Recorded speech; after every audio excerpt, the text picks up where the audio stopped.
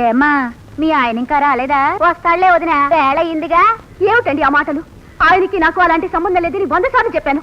అయినా మీ ధోరణి మార్చుకోవడం లేదు. మార్చుకోవాల్సింది మా ధోరణి కాదు, నీ ప్రవర్తన. ఒక మగ ఒక ఆడ ఒకే ఇంట్లో ఉంటూ కాపురం మాత్రం చేయడం లేదంటే ఎలా నమ్మమంటావు? పిల్లి కళ్ళు మూసుకుని పాలు తాగుతూ ఎవరో చూడలేదన్నట్టుంది నీ వరుస. బాగా చెప్పారు. సంసారాల మధ్య ఈ సాని మేళం ఒకటి. ఏమిటండి ఏమిటా మాటలు? మా ఈ మాటలు మీ చేతలున్ను. చేస్తున్న పనికి సిగ్గుతో తల వంచుకోక ఈ బుకాయింపు దేనికి? ఆడవాళ్ళ ఇంటి మరో ఆడదానిపై నిందలు వేస్తున్నందుకు మీరు సిగ్గుపడాలి. అసలే పుట్టిడి దుఃఖంతో బాధపడుతున్న ఆమెపై మరో పుట్టిడి అపనిందలు వేయొద్దమ్మా. ఆడదానికి మగాడికి మధ్య మరో సంబంధాన్ని ఊహించలేని మిమ్మల్ని చూస్తుంటే నాకు చాలేస్తుంది. మీరెవరి జీవితాలు ఉద్ధరించక్కర్లేదు. మీ బ్రతుకులు మీరు బ్రతకండి, పక్క వాళ్ళని బ్రతకనివ్వండి. వెళ్ళండి వెళ్ళండి.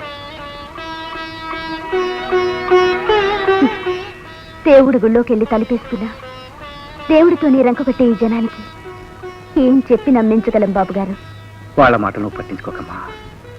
ఈ సమయంలో నువ్వు ప్రశాంతంగా ఉండాలి. అయినా వాళ్ళని వదులుకొని ఎన్నో అవస్థలు పడుతున్న మిమ్మల్ని చూస్తూ ప్రశాంతంగా ఎలా ఉండమంటారు బాబు గారు? మీ బాధలతో పాటు నా వల్ల కూడా మీరు ఎన్నో అపనిందలు పొందడం నాకు చాలా కష్టంగా ఉంది. దయచేసి నా మానాన్ని నన్ను వదిలేయండి బాబు గారు. అభిమానాలు ఆప్యాయతలు ఉన్న చోట ఏది అవమానం కాదమ్మా. తండ్రి లేని లోటు తీరుస్తానని మాటిచ్చాను. నా బాధ్యతను నన్ను నెరవేర్చని ఇదేం మనసులో పెట్టుకోకు. నువ్వు ఆనందంగా ఉండాలమ్మా. పద.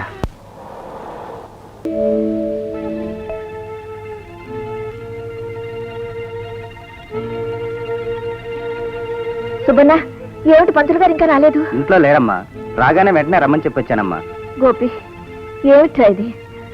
మీ నాన్నగారికి వేళకింత తర్పణ వదలలేకపోతున్నావు. ఓం నారాయణాయ నమః, ఓం మాధవాయ నమః, ఓం వామనాయ నమః, ఓం శ్రీధరాయ నమః, ఓం పద్మనాభాయ నమః, ఓం వామనాయ నమః, ఓం వాసుదేవాయ నమః, ఓం ప్రద్యుమ్నాయ నమః, ఓం నారసింహాయ నమః, ఓం జనార్దనాయ నమః.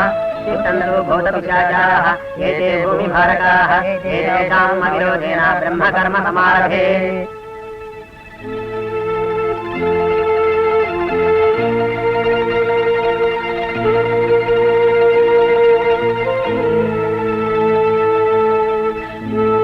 అగ్ని వదలండి. తర్పయామి తర్పయామి తర్పయామి. పిండదర్పణం చేయాలి. నీళ్ళలో కలపండి బాబు.